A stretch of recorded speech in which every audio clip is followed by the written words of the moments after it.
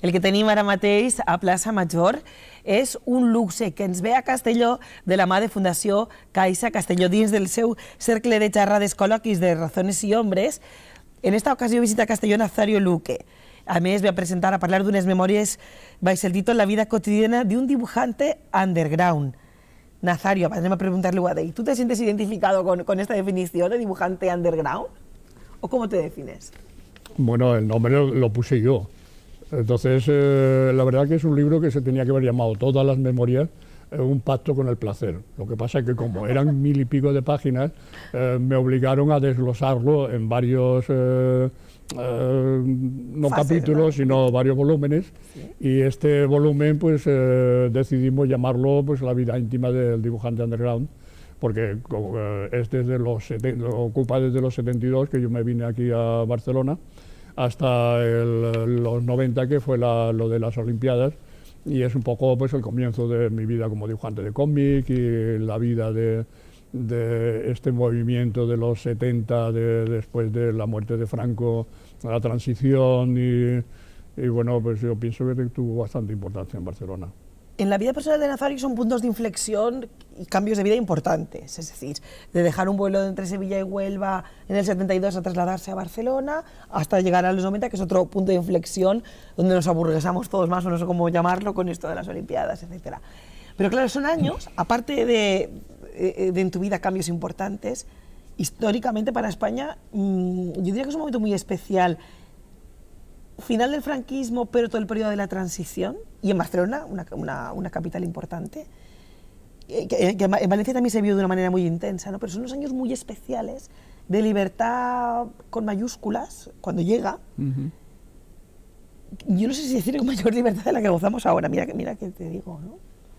No sé si ahí hemos ido un poco para atrás. Yo pienso que esta explosión que hubo de libertad una vez que se murió Franco, que todo el mundo esperábamos que todo iba a cambiar tanto, que todo iba a ser tan diferente, porque claro, salir de una dictadura y de pronto encontrarse con que podías salir a la calle, manifestarte, hizo que todos nos creyéramos que todo iba a ser muy, muy diferente. Habíamos tenido el mayo 68 hacía nada, sí. Estaba la cultura hippie por ahí en medio, y todo esto se nos había un poco hurtado.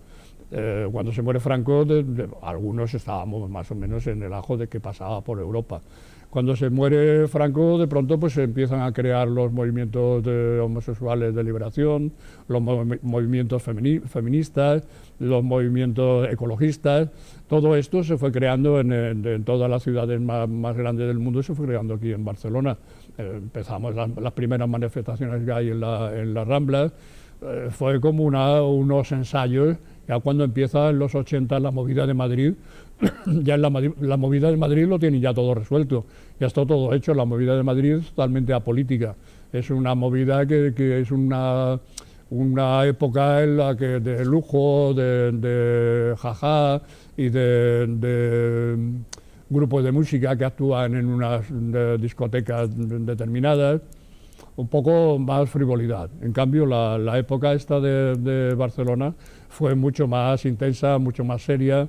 Además, fue una época dominada por el movimiento libertario, lo cual hizo un poco de la cosa como más consistente a nivel político.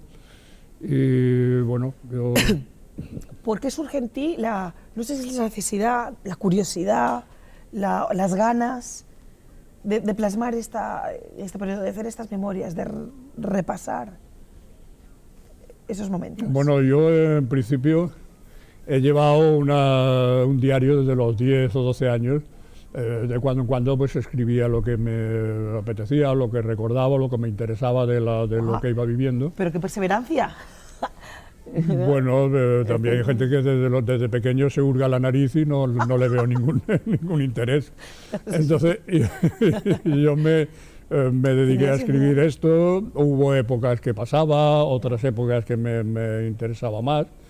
Y a la hora de decir, pues cuando decidí dejar de pintar y empezar a escribir, empecé a escribir esto de la biografía. Y empecé pues a recopilar todo este material que tenía metido en una maleta ahí en casa. ¿Y cómo es esas primeras veces, porque luego ya supongo que todo se acostumbra a uno, pero esas primeras veces de ir, a ver, abro la maleta y empiezo a leer y a recordar, ¿cuántos? 3 de junio del 78. Y, o sea, ¿sabes cómo? ¿Qué piensa uno? ¿Le da a uno risa verse reflejado? Entonces le da a uno, ¿qué? Nostalgia, risa, pena, alegría, tristeza, de todo. No, porque yo tengo buena memoria. Se supone que yo no de una cosa puntual, pero sí me acuerdo de muchas cosas. Lo único que hace un diario es un poco recordártela, lo mismo que hacen los amigos. Yo igual... Ir al detalle a lo mejor, sí. Salía y tirar de una cuerda, tú no te acuerdas de una cosa y alguien te tira un poco y tú dices, es verdad, y entonces te la rememoras, ¿no? Yo, para mí, la muerte de los amigos en principio es pérdida de memoria, porque todos los amigos es como una memoria colectiva que conforme se van desapareciendo, tú te vas quedando con una especie de cosas y se te han escapado montones de detalles. Yo, por ejemplo, se muere mi amigo Alejandro, con el que llevaba 36 años, y para mí pues se muere toda una serie de vivencias, de hablar de ellos, de hablar de Ocaña, de hablar de Camilo, de hablar de todos estos personajes que ya habían desaparecido, y de pronto se me muere mi hermano, mi único hermano, y se me muere totalmente la infancia, el recuerdo de mis padres, el recuerdo de... Porque, claro, era con él con quien comentaba todas estas historias. Al desaparecer, me acuerdo de muchas cosas, pero claro, las cosas hay que un poco irlas rememorando de cuando en cuando, porque si no se van un poco empolvando hasta que ya no pierden la pista. Se hacen como borrosas. Bueno, mientras hablábamos, vemos fotografías a lo largo de tu vida. Te hemos visto de pequeño, veas cómo has ido creciendo. Me contaba antes... Tan delgado como yo era entonces. Bueno, te exprime. Y bueno, ya etapes así. Pero primero, iba a estudiar Filología y Lletres, ibas a trabajar de maestro, o llegaste a Barcelona con trabajo de maestro. Yo he trabajado de 15 años de maestro en una campaña de alfabetización que se inventaron en aquella época, un poco para quedar bien a nivel europeo. Y bueno, cuando me decidí a venir a Barcelona, pedí el traslado, tenía bastantes puntos como para que me dieran la ciudad, y estuve dando clase a los niños recién llegado a Barcelona, porque me vine para ¿Pero esto. ya dibujabas, Nazario? Y yo me vine a Barcelona precisamente porque llevaba 3 o 4 años dibujando especies de ilustración, cómic. Yo siempre he pintado, pero dedicarme un poco a dibujar cómic empecé en el 70, 69, 70, y cuando en el 72 vine yo traía una carpeta con 30 o 40 dibujos. Y cuando me presenté a Mariscal y a todos estos amigos, pues se quedaron alucinados de que llevaba yo ya una obra bastante sólida, aunque autodidacta, pero ya muy trabajada, ¿no? Sí, porque a mí me gusta realizar mis guiones, entonces yo me había estudiado todos estos guiones un poco, en principio luchando por la libertad de la mujer, la dependencia de los padres, del marido, de incluso los amantes. Después Eso no sé si somos conscientes de cómo ha cambiado.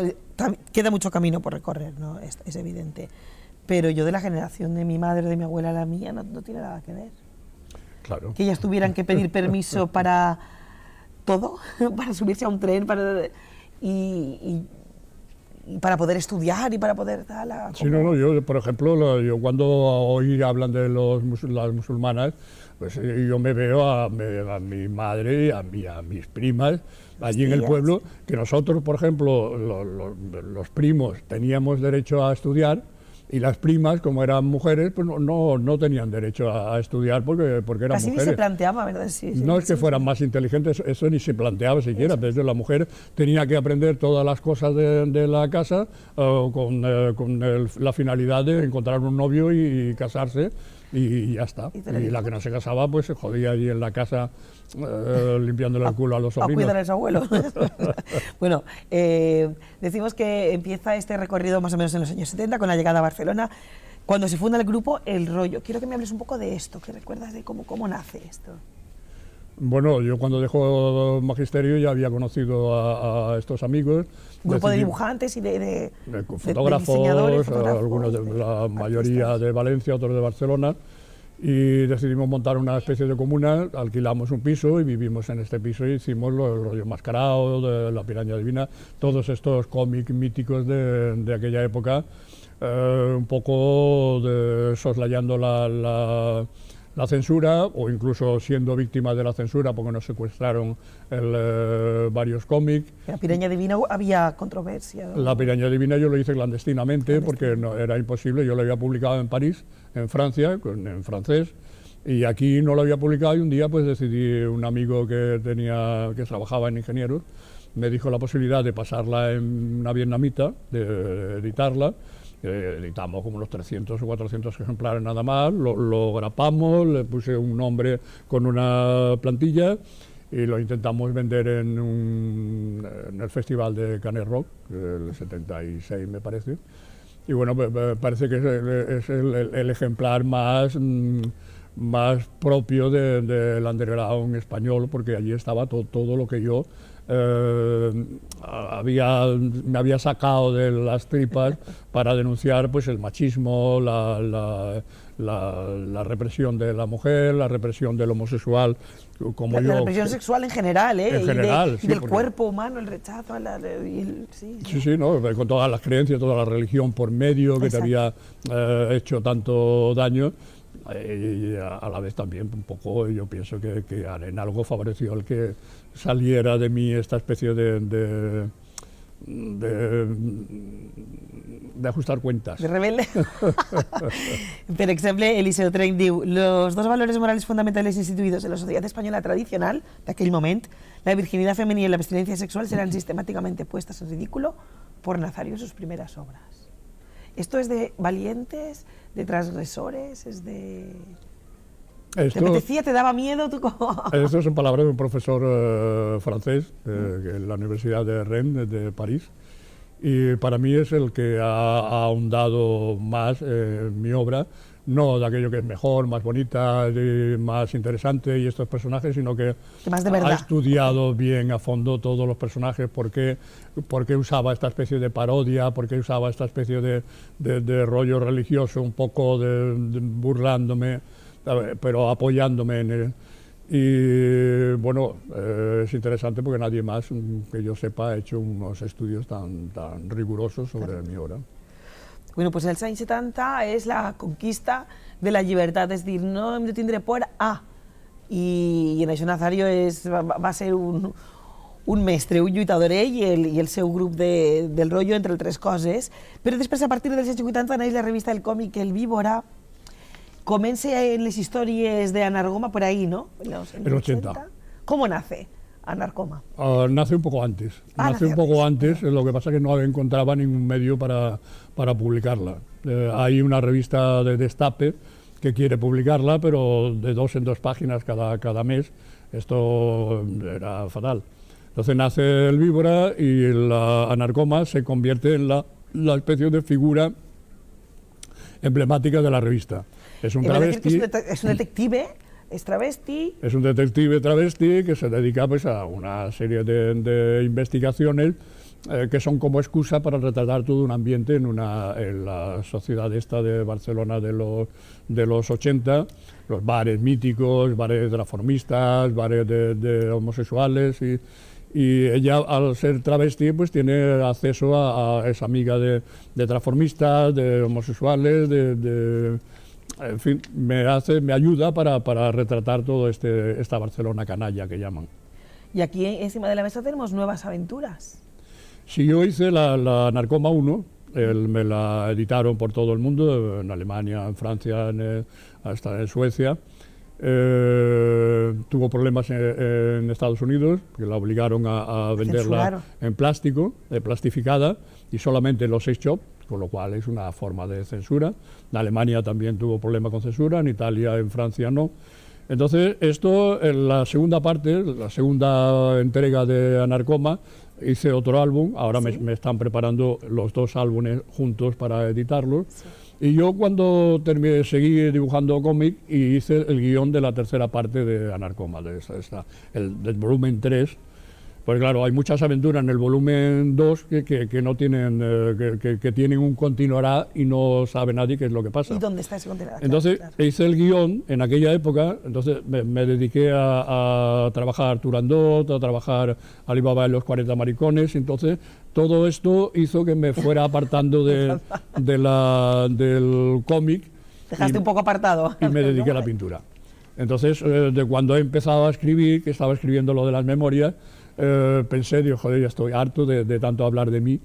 Voy y digo, aquellas historias que tengo, el guión aquel que tengo de la narcoma, tercera parte, ¿por qué no me dedico y me meto un poco con ella y me olvido de que yo de todas formas salgo en la historieta, porque siempre me gusta interactuar con los personajes y darle pistas de dónde puede estar escondida una cosa que buscan, y bueno, y esta tercera parte, pues salió este libro. Es un resumen literario de la primera parte, de la segunda y la tercera, que es algo tan demencial, por ejemplo, de que el personaje principal es Anarcoma, pero también su robot, el robot XMS2, que es un robot que han creado unos científicos que están muy locos, un super macho de aquellos peludo, barbudo, y muy que le gusta, bueno, y resulta que se va afeminando, se convierte en transformista, se depila,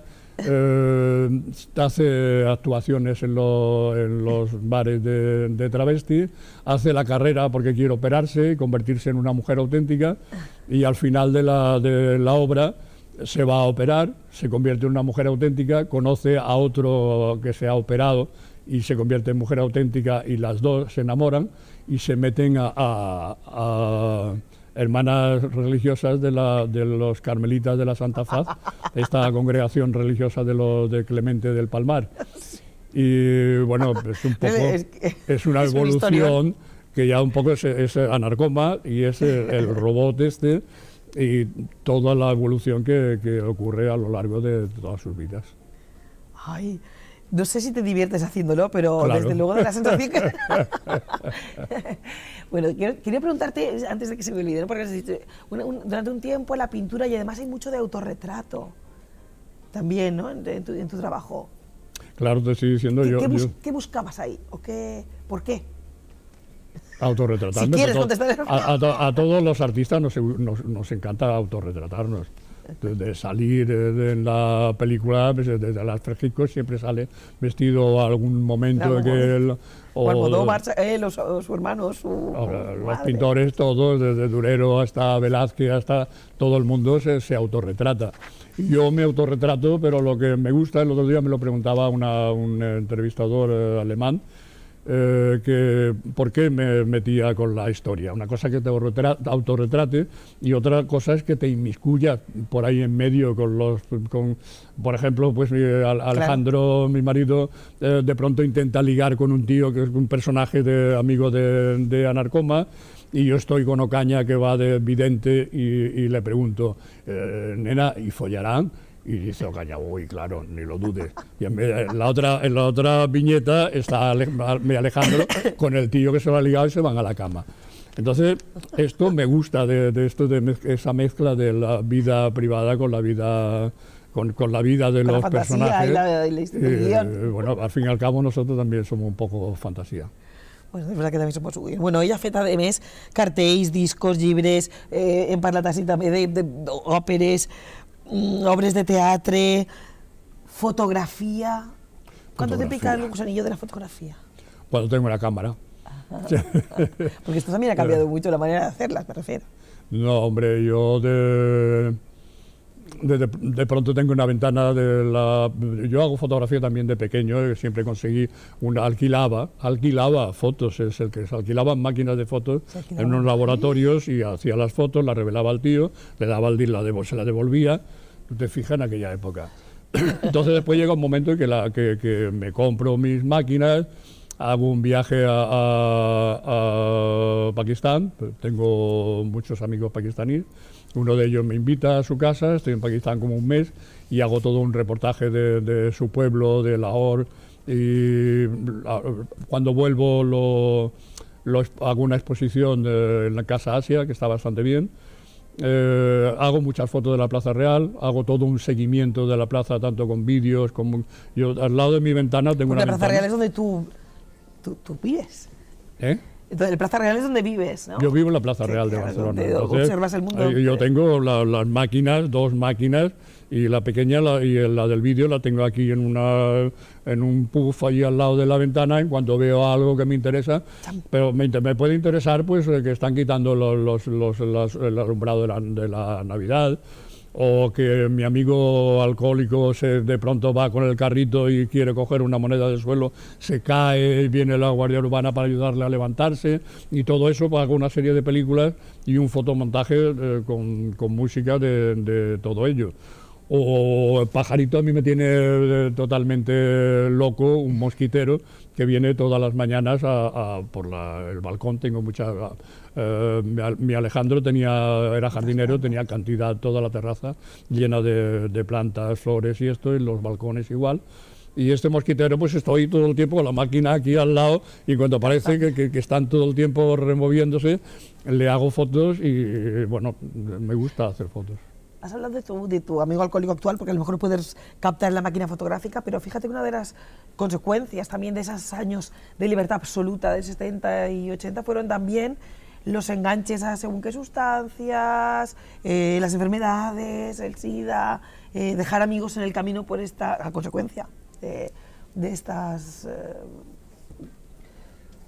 Bueno, descubrimientos extremos, por decirlo, ¿no? Sí, la gente se va muriendo. Ahora no hace falta descubrimientos. Ahora con el cáncer está haciendo una escabechina en toda la gente, más o menos 60, 70, etcétera. Y en aquella época pues fueron accidentes, o fueron suicidios, fueron muerte por overdosis. Era normal, cada uno. Por SIDA he conocido mucha menos gente, que también he conocido, ponle 15 o 20 amigos íntimos, que han ido muriendo de SIDA, o bien homosexuales o bien pinchotas. Y bueno, pues que uno cuando vive mucho y puede contarlo, pues lo cuenta, porque más o menos es una especie de supervivencia. Y esto hace que puedas contar las películas. Afortunadamente. Afortunadamente. Miren vostès que jo vull llegir-los també el que diu Alfred Reixac de La Vanguardia d'ell, perquè a mi m'encanta el que diu d'ell, jo vull saber si ell se troba identificat. Artista inclasificable, rupturista, sí, y transgresor. Sí, pero lo que menos me gusta es cuando dicen de mí o de alguien que es irrepetible. Porque si irrepetible realmente nada es repetible. Todos son irrepetibles. Pone dibujante y guionista de sus propias historietas, sí, fotógrafo y pintor, nazario artísticamente, revolucionario como Caravaggio, implacable, y esta frase es la mejor para mí: nunca ha dejado de provocar irritación. Yo creo que como una urticaria. No, pero yo lo considero algo bueno en el mundo del arte, en el mundo desde mi punto de vista, ¿no? De la creación, en este caso del cómic, a través del dibujo, de la pintura. Provocar está bien. Y provocar irritación es que se te mueve algo. Hay muchas veces que no he provocado intencionadamente. Es que la gente es muy pusilánime y se provoca con cualquier cosa. Porque hay muchas veces que yo he hecho un dibujo o una exposición sin ningún ánimo de provocar a nadie, pero esto va como va. Cuando quieres provocar, igual no provocas.